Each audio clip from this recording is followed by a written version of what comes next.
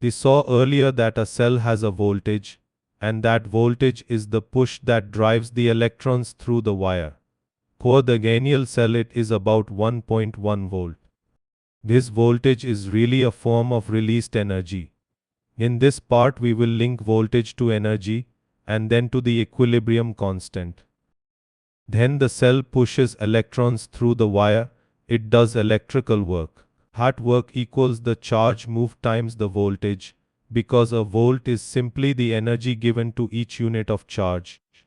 Now let us count the charge that moves. The charge of 1 mole of electrons is a fixed number called the Faraday constant. When electrons are transferred, the total charge equals n times q, so the work equals n q times n. Now meet a new idea. Every reaction has a useful energy it can give out, called the Gibbs energy, symbol A. The Gibbs energy change, delta A, is the maximum useful work a reaction can give. Spontaneous reaction has a negative delta A, so it can release useful energy. Now put the two together. The maximum useful work a cell can give, n puna, equals the drop in the reaction's Gibbs energy. Bo delta A equals minus n puna cell. Look at each term. Delta A is the energy change, n is the number of electrons, q is the Faraday constant, and A cell is the cell voltage. The minus sign means that when the voltage is positive the cell is spontaneous and delta A is negative, so energy is released. Notice one important thing. Voltage is intensive, which means it does not change with the amount of reaction. Small ganial cell and a large ganial cell both read the same 1.1 volt. But Gibbs energy is extensive, so it scales with the amount. For the zinc plus copper 2 plus reaction, delta A equals minus 2 puina.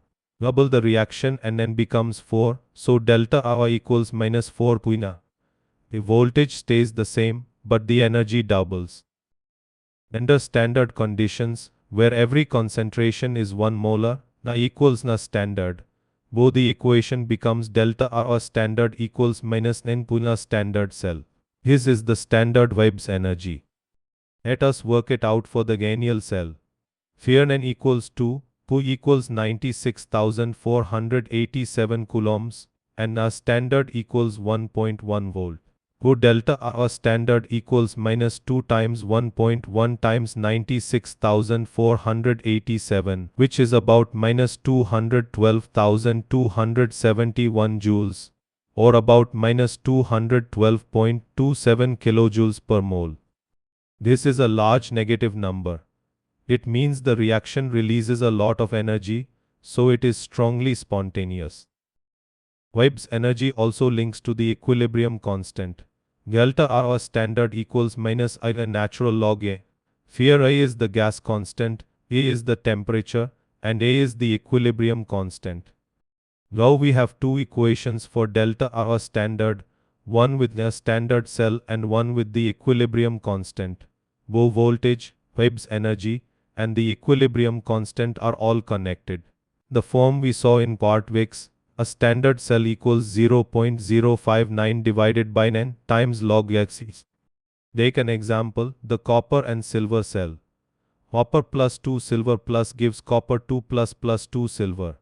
Here a standard cell is 0.46 volt and n is 2. So log x equals 0.46 times 2 divided by 0.059, which is 15.6. Boresi is about 3.92 times 10 to the 15.